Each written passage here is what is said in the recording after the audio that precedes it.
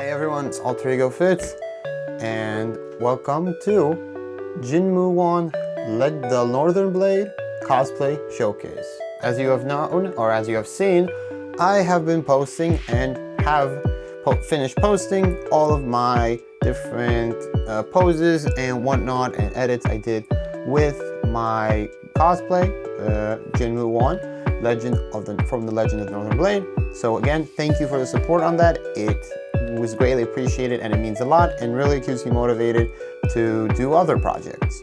And with that being said, let's get into showcasing how each part of the cosplay works and how it makes the whole thing work together. So let's get into it.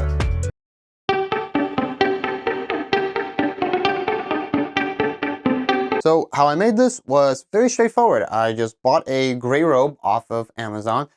Obviously matched it with a reference of Jinmu Won to make sure that it's as close as possible to the color he wears.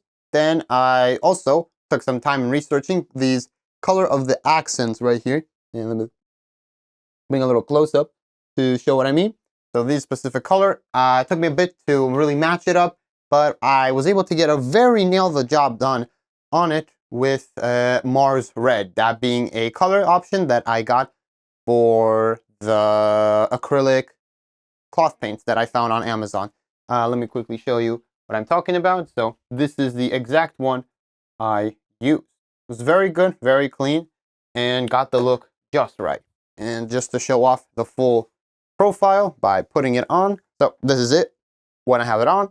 It's fairly long, as you can see. Let me just turn around a bit. Goes all the way down to what would I call it? Well, half of my shins are covered completely, but yeah, very long and very much, as you can see, quite baggy. But what I did to avoid that is I simply rolled the sleeves up, and this fit well with the aesthetic of Jinmu Won because he's a no-nonsense type of guy who does not want to mess around, only wants business 24/7. If you know what I mean, exactly what I'm talking about, because if you read the manhwa, he's all about business. Anyway, so with that done, let's get on to another key component, which is the undershirt.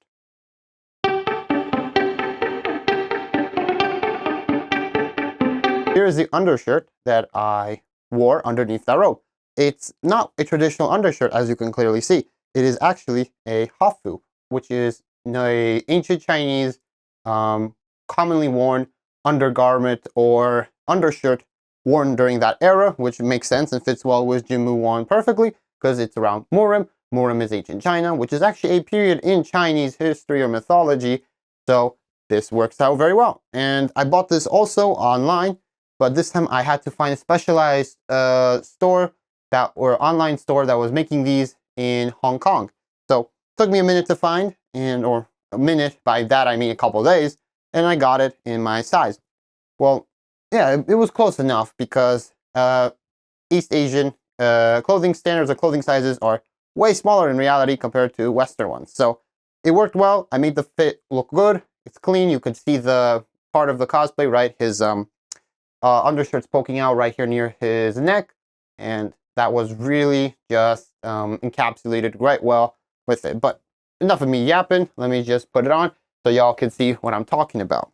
On, and as you can see, it's a bit tight. It's a bit tight fitting, but that's okay. That was the point. I didn't want it to be seen, but this is how you would put it on. Very much not entirely how it's actually put on, but how I put it on. Something around the lines of taking this rope, taking the one that's on the other side of here, and tying it all around. Let me show y'all. Turn around like that. I'm not actually doing it, but you get the point.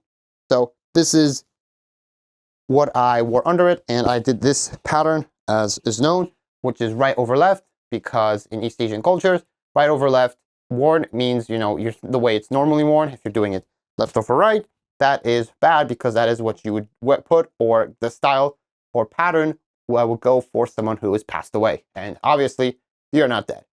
That was the undershirt for the cosplay.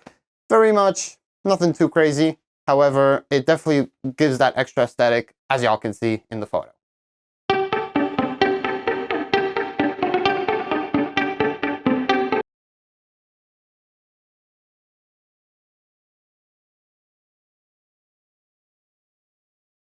So our next piece of the cosplay is this sash or belt, or you can call it one or the other, that I made that Jinmu 1 has.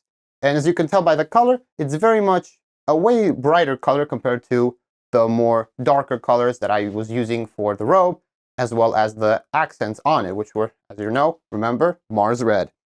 This is a wine colored. And unfortunately, I couldn't get the exact dye because I dyed this to be in Mars Red or that similar type of red. So I went with the next best thing, and this was the closest you can get to it. Which honestly did pay off well in the end because that contrast between the lights and the darks made it stand out in the end, even though in actuality, Jinmu 1 does not have that in his first outfit that we see, or the one that I cosplayed at least. But yeah, this is it. The color, I dyed it. It was a great experience, great learning experience. But here's also how long it was, because yeah, I wanted to make sure that it was super long because it's a sash and a belt at the same time, and makes the cosplay look quite clean, quite sleek, and creates a very good silhouette. That's about that. I got this again also off of Amazon. This is from a part of a separate piece of what would be a pirate costume.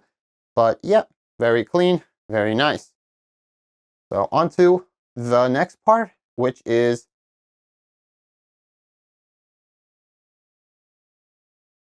actually, before we get to that, here's some honorable mentions as needed to make the cosplay, well, not really a necessity, but it's quite, to me, important because I wanted to somewhat run for authenticity as close as possible I could get to the authentic source material. So here's the shoes I wore. Oh, whoopsies. Here's the shoes I wore. This were, you couldn't really see them in the photos, but basically these were Kung Fu shoes, or traditionally worn, that looked very close to what Muon wore in the Northern Blade, or the Legend of the Northern Blade. So this is it. They're very, very simple. They're actually very comfortable. I wore them for the shoots. They were not really necessary to show, since even in the manhwa itself, a lot of the clips and panels, there's when Jinmu Wan's like fighting or doing some cool stuff, you know, some cool martial arts. He does not really, you don't really see his feet. He's just zooming all over the place and going crazy. So that wasn't really necessary, but I still wanted to show it because it was a part of the cosplay that just really drives it home and makes it the most authentic way I can make it. Now, another honorable mention before we get to the next part, which is the wig, is the pants. So these are standard, I guess, martial artist slash, you know, I guess, workout pants that you would see commonly in like maybe any type of martial arts you would take. And I bought these, and really, again, from Amazon. However, what I did make modifications to was right here. These are the legs. This was, I tightened these up a bit, make them more closer and contort to my leg so that it really gives off the similar aesthetic Jinmu Wan has, which is, you know, his clothes are perfectly fitting, either tight perfectly or tight fitting because of his more muscular build, or his sleeper build even. So, and also one other thing, the type of tape I used was this fashion tape to really get that to happen. I also got this off of Amazon. It was a really good lifesaver, so I highly recommend it for other cosplayers who might be watching this and want to use this. So with that out of the way, now on to the wig. Here's the wig. I have a dummy styrofoam head to just show it off the best way possible. So here is very simply put. This is quite close to how I bought the wig. Just a bit of small modifications I made here and there just to get that just right look for Muon's hair.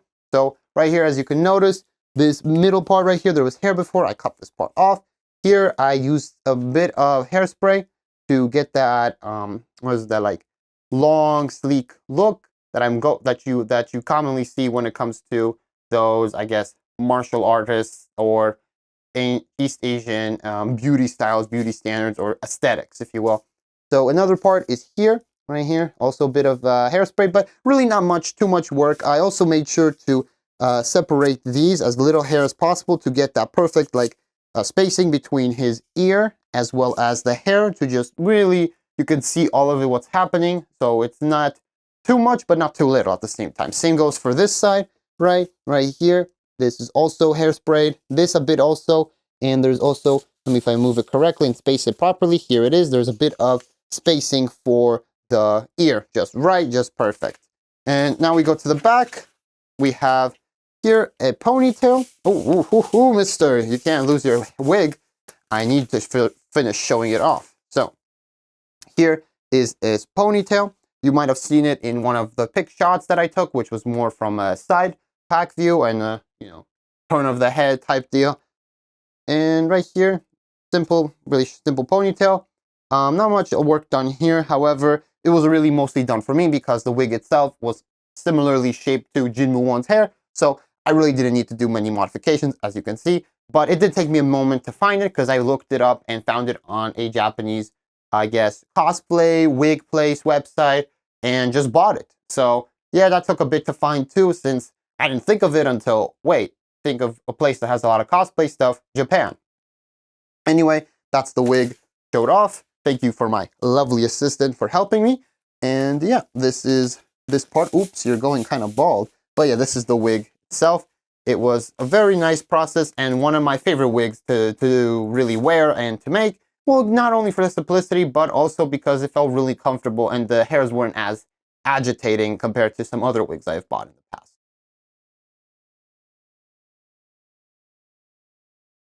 Actually, better way to call this instead of the sword would be the blade after all, because Legend of the Northern Blade, Jinmu Won's title is the Northern Blade, so this is the blade that is known for the Northern Blade. This is my Snowflower. I made a full-length video, actually me breaking this down how I made it. This should be popping up right about here. Yep, right about here. So here it is. Let me take it out of the scabbard. So here is the side-by-side length comparison.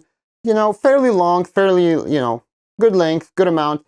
This was originally a Sasuke grass cutter that I repurposed into what we know now as Snowflower. Really, the paint and the colors weren't too hard to find. What mainly took a lot of the time was just detailing this or figuring out how I wanted to approach this, since later as it turned out, this was too much of a short blade, didn't have as much space as I thought it did, and I couldn't fully detail it as much as I wanted to. However, it still does come out really clean, and I stuck to as authentic as possible.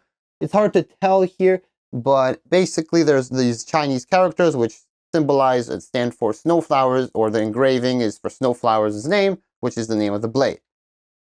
And yeah, that's really about it. It wasn't too much of a hassle. However, if you want to watch my video, breaking it down, how I made it, then you will know that it was not so easy. There were a lot of trial and error.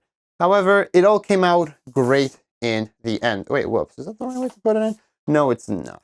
But, right, very much trial and error. Came out looking fantastic, very clean, very bespoke, and fits the cosplay perfectly. So, let me finish that off. Oh, also, I just realized another important mention. So, if you could recall as well, that on my wrist, I have these like red or maroon bands on them, which actually is what also Muon has. So, to do that, I found this, what's it called? This tape, or what's the word? It's essentially like combat tape or boxing tape, or tape that a lot of like certain fighters use to put on their hands to use as a substitute over, let's say, traditional boxing gloves. So I bought one roll of this and I just wrapped it around my arm and was able to get that look perfectly. Although I won't lie, it was very much, my wrist got really sweaty real quick. So that was one hassle I can argue. But besides that, it wasn't too bad. All I really can say about this cosplay is that it was a fun process to make. Definitely mostly about finding all the pieces together, or sorry, finding all the pieces and then putting them together. And now we have the final product, as you have seen for the last week. And it came out beautifully, and would definitely recommend reading Legend of the Northern Blade if it wasn't obvious to begin with. But yep, that is about it. Definitely thank you for watching, and appreciate the support for this cosplay, and I can't wait to see your support for future ones. So thank you again, and I'll see you in the next one. Take care.